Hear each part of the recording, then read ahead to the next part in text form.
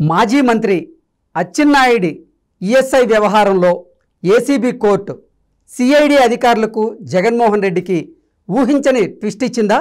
ACB court ఇచ్చినటువంటి ట్విస్ట్తో Jaganmohan రెడ్డిలో CID అధికారుల్లో అలజడి మొదలైందా అంటే అవుననే సమాధానం ఇస్తున్నారు కొంతమంది రాజకీయ విశ్లేషకులు.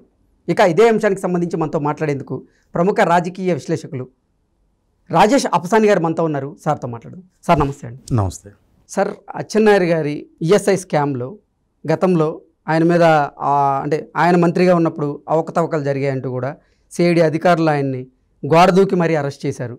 ఆ కేసుకు సంబంధించి ఈరోజు ఛార్జ్షీట్ దాఖలు చేసే ప్రయత్నం చేశారు ఏసీబీ కోర్టులో. కానీ ఏసీబీ కోర్టు మాత్రం తిరస్కరించింది. దీన్ని ఛార్జ్షీట్ దాఖలు చేయాలంటే ఎట్టి పరిస్థితుల్లో గవర్నర్ గారి అనుమతి అయితే కంపల్సరీ అంటూ కూడా చెప్పింది. ఈ నేపథ్యంలో వరుసగా టీడీపీ నేతల మీద, టీడీపీ మంత్రుల మీద, మాజీ ముఖ్యమంత్రి చంద్రబాబు గారి మీద కూడా ఇటువంటి కేసులు పెట్టిన నేపథ్యంలో వారి కేసుల్లో కూడా ఛార్జ్షీట్ దాఖలు చేయాలి అంటే గవర్నర్ గారి అనుమతి తీసుకోవాల్సిన అవసరం అయితే ఖచ్చితంగా ఉంది కదా సార్. ఈ అంశం మీద మీ విశ్లేషణ ఏంటి? ఇప్పుడు మామూలుగా మనకి తెలుగులో ఒక సామెత ఉంది, అయిపోయిన పెళ్ళికి బాజాలు ఎందుకు అని. బాజాలు వాయించదలుచుకుంటే పెళ్ళికి ముందు ఇంట్లో నుంచి ఊరేగింపుగా బయలుదేరేటప్పుడే బాజా వాయించాలి. పెళ్ళి జరుగుతుండగానే సందడిగా బాజాలు వాయించాలి. ఏసీబీ న్యాయస్థానం సిఐడి అధికారులని ఈరోజు గవర్నర్ గారు అనుమతి గురించి ప్రస్తావించదలుచుకుంటే అచ్చెన్నాయుడు గారిని రిమాండ్కి తీసుకొచ్చిన రోజే ప్రస్తావించాలి. ఆయన రిమాండ్ రిజెక్ట్ చేసి ఉండాల్సింది. లేదు, ఆయన మీద నమోదు చేసిన కేసుల తాలూకు సాక్ష్యాధారాల గురించి ప్రస్తావించాల్సింది. ఆయనకి ఆర్థిక ప్రయోజనాలు చేకూర్ని ఆయన అవినీతికి పాల్పడాడని చెప్పని ఆరోపిస్తున్నారు కాబట్టి మనీ ట్రయల్ అంటే ఏ అకౌంట్ నుంచి ఏ అకౌంట్కి అచ్చెన్నాయుడు గారికి ఏ విధమైన ఆర్థిక ప్రయోజనం చేకూరింది అది నిర్ధారణ చేసుకున్న తర్వాత ఆయన మీద కేసు నమోదు చేసి విచారించి అరెస్ట్ చేయండి అని చెప్పని ఆదేశించాల్సింది. కానీ ఈ డ్యూ ప్రాసెస్ ఏది ఫాలో కాలేదు.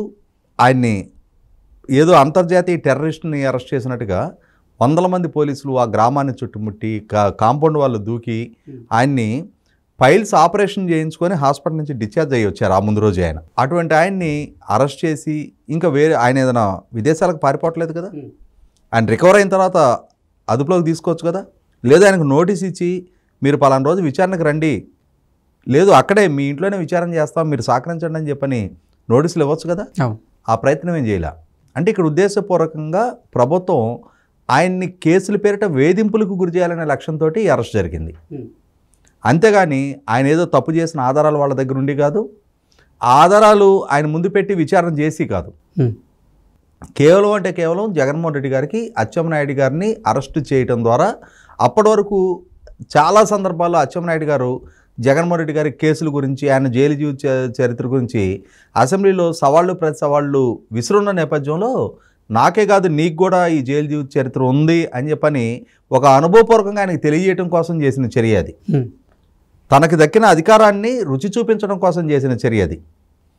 నేను మిమ్మల్ని వేధింపులకు గురి చేయబోతున్నా, ఇక నుంచి నేను ఎంచుకుంటున్న విధానం ఇది, మీరు అయితే నన్ను ప్రశ్నించడం మానేసి నాకు అణిగిమణిగైనా ఉండండి, లేదు అని అంటే నా అధికారం ఈ విధంగానే ఉండబోతుంది అని చెప్పని ప్రతిపక్ష పార్టీకి తన అధికారాన్ని, తనకున్న హోదాని పరిచయం చేయడం కోసం చేసిన ప్రయత్నం అది. ఈఎస్ఐ మందుల కొనుగోలు అంశంలో 350 కోట్ల రూపాయలు అక్రమాలు జరిగాయి, అచ్చెన్నాయుడు గారికి ఆర్థిక ప్రయోజనాలు చేకూరినాయి అని చెప్పని ప్రభుత్వం ఆరోపించింది. కానీ విచారించిన అధికారులు వాళ్ళేమో నిర్ధారణ చేశారు, అచ్చెన్నాయుడు గారికి ఆర్థిక ప్రయోజనాలు చేకూరిన ఆధారాలు మా దగ్గర లేవు అన్నారు.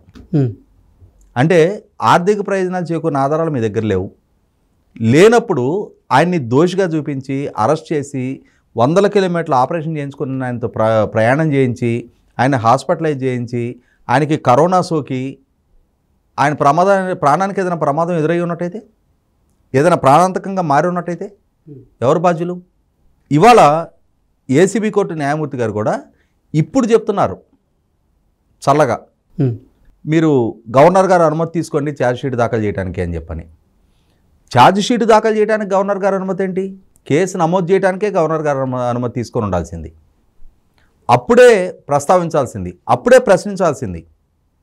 కానీ పుణ్యకాలం అంతా గడిచిపోయిన తర్వాత ఆయనకి 70 రోజులు జైలు జీవితం అనుభవం అయిన తర్వాత ఆయన పరువు ప్రతిష్టలకి భంగం కలిగిన తర్వాత ఆయన కుటుంబ సభ్యులందరూ కూడా హ్యూమిలేషన్ ఎదుర్కొన్న తర్వాత అవమాన భారం మోసిన తర్వాత ఇప్పుడు తాపీగా ఇది చెప్పటం వల్ల ఏంటి ప్రయోజనం?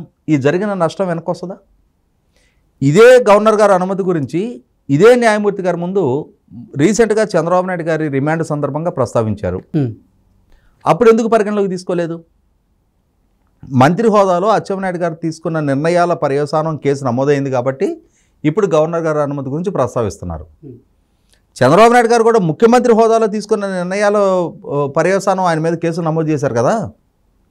స్కిల్ డెవలప్మెంట్ కార్పొరేషన్ అనేది ముఖ్యమంత్రి హోదాలో చంద్రబాబు నాయుడు గారు సంతకం చేశారు కాబట్టి ఆయన అవినీతికి పాల్పడ్డారు అని చెప్పని ప్రభుత్వం ఆరోపించి ఆయన మీద కేసులు నమోదు చేసింది. ఇసుక కుంభకోణం, ఐఆర్ఆర్ వ్యవహారం, మద్యం కుంభకోణం, ఇట్లా రకరకాల కుంభకోణాలు జరిగినట్టుగా ఆరోపించి కేసులు నమోదు చేస్తున్నారు. ఫైబర్ నెట్ అంశం. ఇటువంటి సందర్భంలో ముఖ్యమంత్రి హోదాలో ఆయన తీసుకున్న నిర్ణయ పర్యవసానం ఆయన మీద కేసు నమోదు చేసే సందర్భంలోనే అప్పుడెందుకు గవర్నర్ గారి అనుమతి గురించి ప్రస్తావించలా? సరే, మీకు తెలియలేదు. ప్రత్యర్థి అంటే ఎవరైతే బాధితులు ఉన్నారో, ఎవరైతే రిమాండ్కి వెళ్ళబోతున్న మీరు అక్యూజ్డ్గా భావిస్తున్న వాళ్ళు ఉన్నారో వాళ్ళ తరపున న్యాయవాదులు ఈ అంశాన్ని ప్రస్తావించారు కదా. ప్రస్తావించిన సందర్భంగానైనా సరే దాన్ని పరిగణలోకి తీసుకొని ఉండాల్సింది కదా. గవర్నర్ గారు అనుమతి తీసుకొని చంద్రబాబు నాయుడు గారిని రిమాండ్కి తీసుకురండి, వితౌట్ గవర్నర్ కన్సెంట్ నేను ఆయన రిమాండ్కి పంపించడానికి సిద్ధంగా లేను అని చెప్పని చెప్పున్నట్టయితే మనకి ఒక సామెత ఉంది. అంటే తోటకూర నాడే ఖండించున్నట్టయితే ఇవాళ గజదొంగగా మారే ఆస్కారం ఉండేది కాదు అని చెప్పని మనకి గతంలో ఒక తల్లి కొడుకులు ఉంటారు.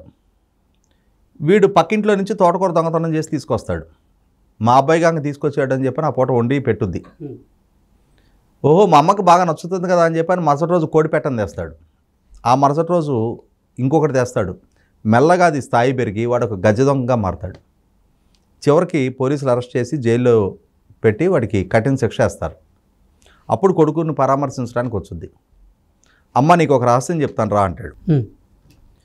మా అబ్బాయి దోచిందంతా ఎక్కడో దాచినట్టున్నాడు, ఆ రహస్యం చెప్పబోతున్నాడు అని చెప్పని దగ్గరికి వెళ్ళి ఆ గ్రిల్స్లో కూడా చెవి ఇచ్చుద్ది. ఆ చెవిని కొరుకుతాడు. కెవ్వుని కేకేసి, ఏంటి నాయన ఇంత పని చేసావు, నన్ను ఎట్లా కొరికేవనంటే, ఇప్పుడు నన్ను పరామర్శించడానికి వచ్చావా? నేను తోటకూర దొంగతనం చేసుకొచ్చినాడే ఇది తప్పురా నాయన అని చెప్పని నన్ను మందలించి నాకు దెబ్బలేస్తున్నట్టయితే నా జీవితం ఇట్లా మారేది కాదు. నువ్వు ప్రోత్సహిస్తూ వచ్చావు కాబట్టి నేను దాన్ని స్థాయి పెంచుకుంటా వచ్చి చివరికి నా జీవితం ఇవాళ కటకటాలు వెనక ముగిసింది. జరగాల్సిన నష్టం జరిగిపోయినాక ఇప్పుడు పశ్చాత్తాపడి సరిదిద్దుకోవాలన్నా కొన్ని తప్పులు సరిదిద్దుకోవడానికి ఆస్కారం ఉండదు. ఇదే న్యాయస్థానం, ఇదే జడ్జి గారు చంద్రబాబు నాయుడు గారి మీద స్కిల్ డెవలప్మెంట్ రిమాండ్ రిపోర్టు వారి దగ్గరికి వచ్చిన రోజే, ఆ రోజే వారు డ్యూ ప్రాసెస్ ఫాలో అవ్వలేదు, వారు ముఖ్యమంత్రి హోదాలో తీసుకున్న నిర్ణయ పర్యవసానం మీరు వాళ్ళ కేసు నమోదు చేసేటప్పుడు గవర్నర్ గారి కన్సెంట్ తీసుకొని ఉండాల్సింది అని చెప్పని ప్రభుత్వాన్ని, సిఐడి డిపార్ట్మెంట్ని హెచ్చరించి వారిని గవర్నర్ గారి దగ్గరికి డైరెక్ట్ చేస్తున్నట్టయితే తర్వాత 5 కేసులు పెట్టడానికి ప్రభుత్వం ధైర్యం చేసేదా? ఇవాళ ప్రతిపక్ష పార్టీలకు సంబంధించి ఎంతమంది మీద ప్రభుత్వం కేసులు నమోదు చేసింది, ఎంతమందిని జైలు పాలు చేసింది, ఎన్ని జిల్లాల్లో ఎంతమంది నాయకులను అరెస్టులు చేశారు? మీరు శ్రీకాకుళం జిల్లాలో అచ్చెన్నాయుడు గారు, కోన రవికుమార్ గారి దగ్గర నుంచి మొదలుపెట్టి ఆఖరికి మోస్ట్ ఇంటిగ్రిటీ ఉన్న పాలిటీషియన్గా పేరున్న అశోక్ గజపతిరాజు గారి మీద కూడా మాన్సాసు ట్రస్ట్కి సంబంధించి కేసులు నమోదుకు ప్రయత్నం చేసి గౌరవ హైకోర్టు క్వాష్ చేయడంతో ఆయన ఒడ్డున పడ్డారు. లేకుంటే ఆయన కూడా జైలుకి పంపించాలి అని చెప్పని. ఇవాళ అచ్చెన్నాయుడు గారి మీద, అశోక్ గజపతిరాజు గారి మీద జగన్మోహన్ రెడ్డి గారికి ఎంత కసి, ఆవేశం, కోపం ఎందుకు? ఆ రోజు తెలుగుదేశం పార్టీ తరఫున శంకర్రావు గారు జగన్మోహన్ రెడ్డి గారి మీద కేసు ఫైల్ చేసినప్పుడు అక్రమాస్తుల కేసుకు సంబంధించి ఆ కేసులో ఇంప్లీడ్ అయ్యి డాక్యుమెంట్ ఎవిడెన్స్ మొత్తం గౌరవ హైకోర్టుకు సబ్మిట్ చేసింది అశోక్ గజపతిరాజు గారు, ఎర్రమనాయుడు గారు. ఓకే, ఇవాళ ఎర్రమనాయుడు గారు చనిపోయారు, ఆయన లేరు కాబట్టి ఆ కసి, ఉక్రోషం అచ్చెన్నాయుడు గారిని చూసినప్పుడల్లా వీళ్ళ కుటుంబం వల్లే నాకు జైలు జీవితం సంక్రమించింది, నేను సంపాదించుకున్న ఈ అక్రమాస్తులు మొత్తం కూడా బహిర్గతం చేసింది వీళ్ళే, మా నాయన ముఖ్యమంత్రిగా ఉండగా నాకేదో వరుస దొరికి నేను మొత్తం కొట్టేశా, వీళ్ళు మొత్తం నా లైఫ్ అంతా బయటకు ఎండేశారు, నా అవినీతి భాగవతం మొత్తాన్ని 10 మందిలో చర్చనీయాంశం చేశారు, ఇవాళ ఎక్కడో పాఠ్యాంశంగా నా జీవితాన్ని తీసుకుంటున్నారు అని అంటే నా అవినీతిని అంటే ఆర్గనైజ్డ్ కరప్షన్ ఇంత విస్తృతంగా ఇన్ని వేల కోట్ల రూపాయలు కొట్టేసిన దీన్ని ఒక పాఠ్యాంశంగా వేరే ఫారిన్ యూనివర్సిటీలు పరిగణలోకి తీసుకుంటున్నాయనంటే దానికి కారణం ఈ ఎర్రమనాయుడు గారి కుటుంబం, ఈ అశోక్ గజపతిరాజు గారే అని చెప్పనే కోపం ఉంది ఆయనలో, ఆవేశం. వాళ్ళని చూస్తే ఆవేశంతో ఇప్పుడు నాకు అధికారం దక్కింది, ఈ అధికారం అడ్డుపెట్టి వీళ్ళని ఏదో రకంగా వేధింపులకు గురి చేయాలని చెప్పని మాన్సాస్ ట్రస్టు ధర్మకర్త నుంచి అశోక్ గజపతిరాజు గారిని తప్పించే ప్రయత్నం చేశారు. చివరకు అది కూడా గౌరవ హైకోర్టు ఆదేశాలతోటి దాన్ని కూడా సరిపూచుకోవాల్సి వచ్చింది. లేకుంటే సంచేత అని చెప్పిన ఒక ఆమెను తీసుకొచ్చి కొన్నాళ్ళ పాటు సాగించారు. అశోక్ గజపతిరాజు గారిని ఎన్ని అవమానాలకు గురి చేయాలి, అన్ని అవమానాలకు గురి చేశారు. చివరికి అంతిమంగా న్యాయం గెలిచింది. మళ్ళీ తిరిగి అశోక్ గజపతిరాజు గారి చేతికి మాన్సాస్ ట్రస్టు యాజమాన్య బాధ్యతలు వారికి దక్కలపడ్డాయి. ఇట్లా మొదలుపెట్టి ఎంతమంది నాయకులని వేధింపులకు గురి చేశారు. ఇవాళ లోకేష్ తన మీద నమోదు చేసిన ఆరోపణలు కూడా మంత్రి హోదాలో ఉన్నప్పుడు తీసుకున్న నిర్ణయాల పరిశానమే. ఇవాళ చంద్రబాబు నాయుడు గారి మీద వరుసపెట్టి 6 కేసులు నమోదు చేశారు. 6 కేసులు అంటే అందులో ఒకటి అంగళ్ళ దగ్గరది లా అండ్ ఆర్డర్ కేసు. అది మిగిలిన 5 కేసులు ముఖ్యమంత్రిగా వారు తీసుకున్న నిర్ణయాల పర్యవసానం నమోదు చేసిన కేసులు. మరి అందులో కూడా 17A వర్తించాలి అని చెప్పని అంతగా వేడుకున్నారు కదా తెలుగుదేశం లాయర్లు, చంద్రబాబు నాయుడు గారి న్యాయవాదులు కోర్టుని అభ్యర్థించారు కదా. 17A అప్లికబుల్ అవుద్దండి, మీరు దాన్ని పరిగణలోకి తీసుకోండి, రిమాండ్ రిజెక్ట్ చేయండి అని చెప్పని. ఇప్పుడు జడ్జి గారికి 17A గుర్తుకొచ్చింది. కానీ ఆ రోజే గుర్తుకొచ్చున్నట్టయితే ప్రభుత్వ ఈ దుందుడుకు ప్రవర్తనకి మోకాలట్టడానికి ఆస్కారం ఉండేది. ఎందుకంటే ఇక్కడ గవర్నర్ గారి అనుమతి కూడా అంతకుముందున్న విశ్వచందన్ హరిభూషణ్ గారు అయితే ఆయన జగన్మోహన్ రెడ్డి గారి దగ్గర నుంచి ఏ ఫైల్ వచ్చినా ఫైల్ కూడా చదవకుండా సంతకం పెట్టి పంపించేవాళ్ళు. కానీ ఇప్పుడుంది నజీర్ గారు, ఫార్మర్ సుప్రీంకోర్టు జడ్జి ఆయన. సో ఖచ్చితంగా లీగల్గా కన్విన్స్ అయితే కానీ ఆయన సంతకం పెట్టి కన్సెంట్ ఇవ్వరు.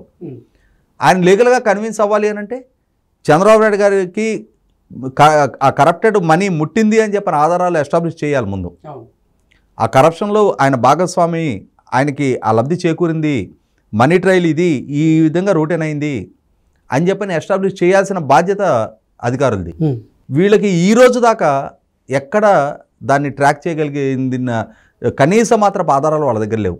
ఎందుకంటే అది ఒక వండివార్చిన కథనంతో సృష్టించబడ్డ కేసు, స్క్రిప్టెడ్ ఆర్కెస్ట్రేటెడ్ కేసు అది. కాబట్టి ఆధారాలు వాళ్ళ దగ్గర లేవు. లేని ఆధారాలు సృష్టించడం సాధ్యం కాదు. అటువంటప్పుడు కేసులు నమోదు చేయడము సాధ్యం కాదు.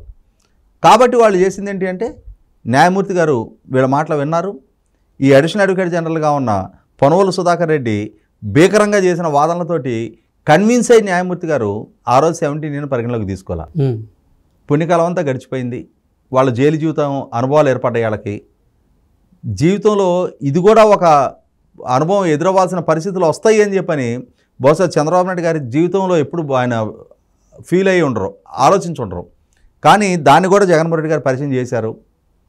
ఇప్పుడు 17A ప్రస్తావన జడ్జి గారు తీసుకొస్తున్నారు. కనీసం ఇప్పుడైనా తీసుకొస్తే మరి దీని ప్రాతిపదికగా మరి మిగిలిన కేసుల పరిస్థితి ఏంటి? ఆ ఛార్జ్షీట్లు ఫైల్ చేయరా? అయినా అచ్చెన్నాయుడు గారిని ఎప్పుడు అరెస్ట్ చేశారు? ఛార్జ్షీట్ ఇప్పుడు దాకా పట్టడం ఏంటి? ఇన్ని సంవత్సరాల టైం పట్టడం ఏంటి? విచారణ పూర్తి చేసి ఆధారాలు సహితంగా కోర్టుకి రిపోర్ట్ సబ్మిట్ చేయడానికి ఇన్ని సంవత్సరాల కాలం తీసుకున్నారు అని అంటే వాళ్ళ దగ్గర ఆధారాలు లేవు. కాబట్టి ఏదో ఒకటి ఆధారాలు సృష్టించడానికో ఆధారాలు సమీకరించడానికో ఇన్ని సంవత్సరాల కాలం పట్టుద్దా? సృష్టించడానికి ఏదైనా పట్టుద్ది ఇన్ని సంవత్సరాల కాలం. 100% ఇప్పుడు ఈ కేసులో అంటే ప్రభుత్వానికి ట్విస్ట్ కాదు, ప్రజల్లో కూడా చాలా విస్తృతంగా చర్చ జరుగుతుంది. అంటే ఈ డ్యూయల్ రోల్స్ ఏంటి అని చెప్పని ప్రజలు కూడా చాలా ఆలోచించుకుంటా ఉన్న పరిస్థితులు ఇవి.